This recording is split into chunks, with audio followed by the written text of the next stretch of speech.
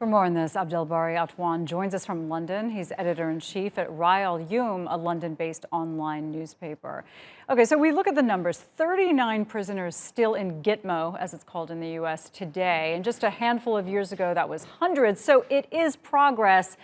But many argue, I would assume yourself too, that that's still 39 prisoners too many. And not only that, it's an outrage that there are any still there.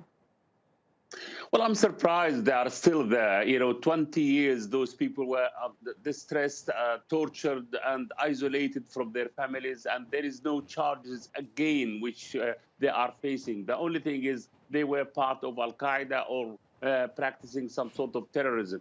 Many people who were released actually proved that they were not a terrorist, they were not members of Al-Qaeda. So why this detention center is still open? The Americans are talking about human rights, talking about abiding to the international law. This is definitely a clear-cut violation of human rights, clear-cut violation of the international law. Yeah, absolutely. And this is very frustrating to so many Americans too. The public would like to see it closed. It doesn't really understand why it still exists, except for the complexity and overarching frustration of American politics. You have President Obama wanting to close it, but didn't.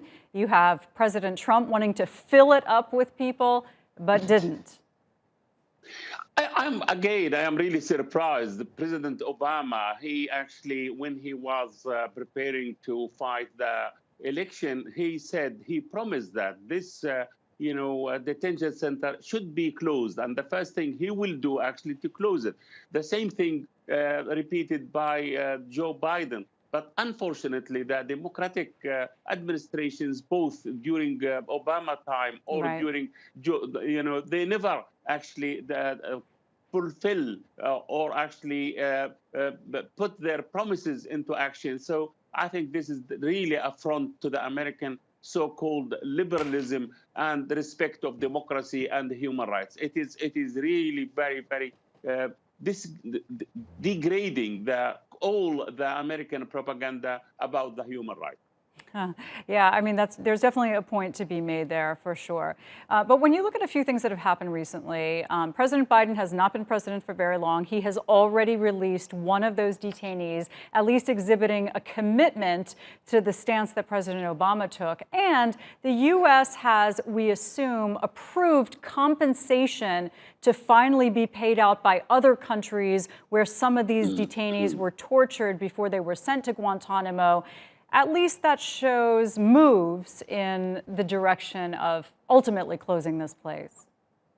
Well, it is promises, talks.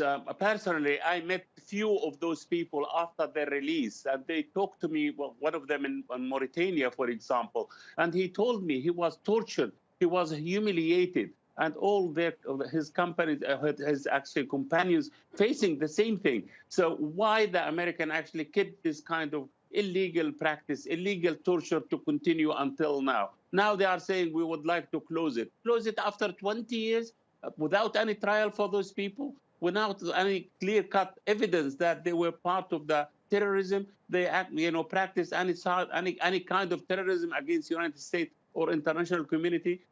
This Mauritanian guy, he said to me, I was completely innocent, nothing to do with Al-Qaeda, nothing to do. I was a journalist in Afghanistan, and they arrested me and they kept me in Guantanamo Bay for years without any trial. So I think this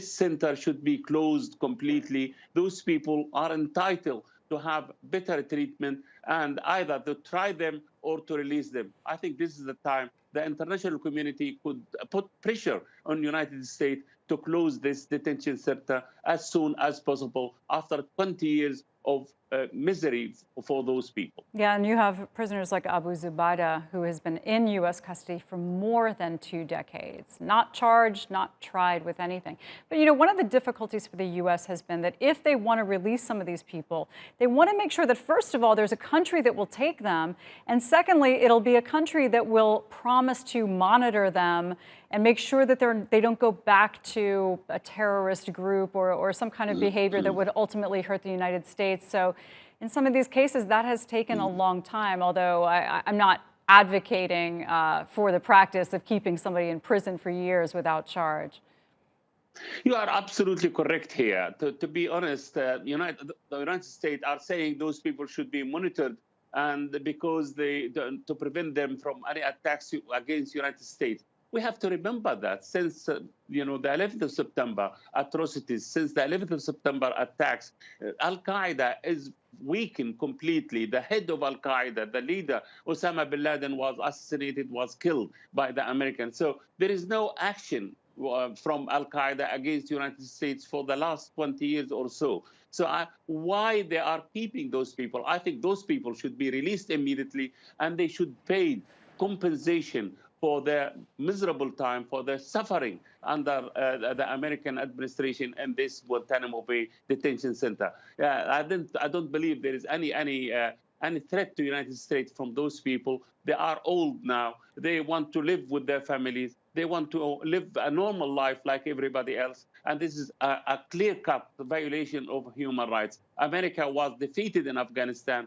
We know that how actually their policies proved to be absolutely wrong from the day one. So they should change their policies. They should release those people immediately in order to enjoy the rest of their life. It is a torture. It is humiliation. And it is, again, affront to United States and all its talks about human rights, about liberalism, about democracy. Yeah, well, many people say those same things, including inside the U.S. Unfortunately, it's going to take a change in American politics and the way it functions for things to change here. But Abdel, really good to talk to you. Thank you.